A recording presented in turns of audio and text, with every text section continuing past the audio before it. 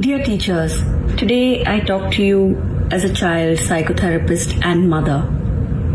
My earliest memories of school are from class 2, when my class teacher would make me stand next to the dustbin and call me garbage because I couldn't recite the times table, and that too from anxiety. My class 3 Hindi teacher who would pick on me for my skin color and tell me, your fair skin won't run your life, because I was an academic failure. My class 6 teacher who would call me dumb and stupid in front of 45 girls and tell me I would never be an academic success. That continued on for a few years. My class 7 teacher who decided to stand me in front of a class of 45 girls again and tell me that children like me grow up to be drug addicts, go to jail, and are useless for society. I stood there absolutely mute and frozen. And then she proceeded to warn every parent in a parent-teacher meeting to keep their kid away from academic failures like me, because we might encourage their kids to not focus on studying.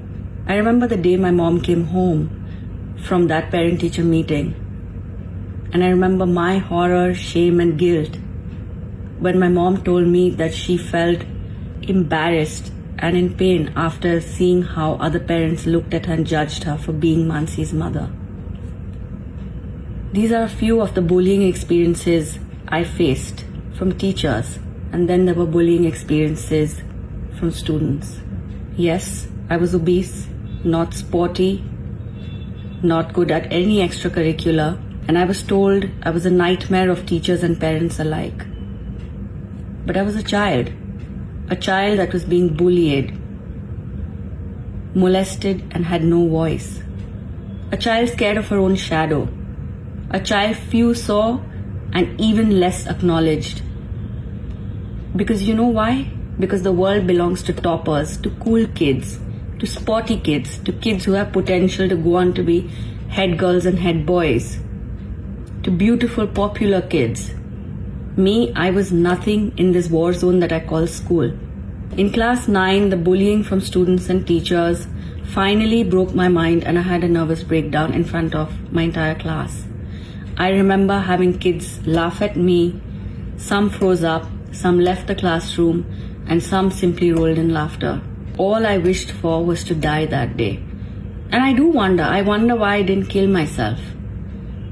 Or maybe my way of surviving was to eat, or maybe live a little, who knows?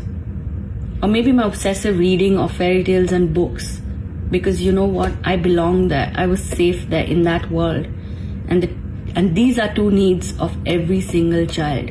Dear teachers, all children want is a teacher like my class 9 teacher, who held my hand after my public breakdown, emptied out the classroom so I wouldn't be shamed, and told me that you have the best smile I have ever seen.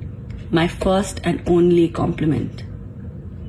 And like my class 1 teacher, who saw me for what I was, quiet, shy, and sensitive, who would call me in front of the class and acknowledge me by my name. And as I tell you this, I can recall that feeling of joy, of gratitude, that elation that a 7-year-old would feel for being seen. Dear teachers, your words make our minds, your actions define our personalities. You can be a war zone or a zen zone. You have more power than you know. I'm 40, but every insult and every word of kindness stays with me. You matter, your presence matters. How you treat us can change our destinies. After my class 9 teacher's words, I knew I mattered. Something shifted. Something changed for me. That little bit of compassion, kindness, and empathy, the emptying of that classroom to talk to me, changed how I viewed the world, changed how I viewed myself. I hated myself a little bit less. I knew I mattered a little bit more.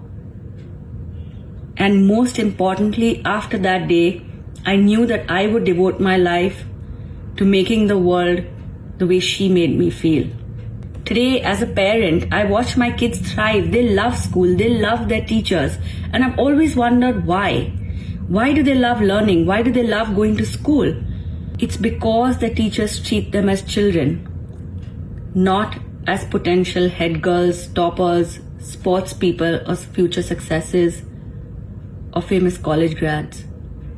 They offer them compassion, kindness, empathy. They understand them. They talk to these kids. They guide them with gentleness. They have playfulness. They in fact guide us with gentleness. They have acceptance of the child. They discipline but do not punish. Remember, your presence can make a child who is being raped, molested, or living in a domestically abusive home feel safe, feel heard. You have the power to give children like me a voice and a safe space. Most of you are overworked and exhausted, and possibly don't have the bandwidth to show up for children in this way.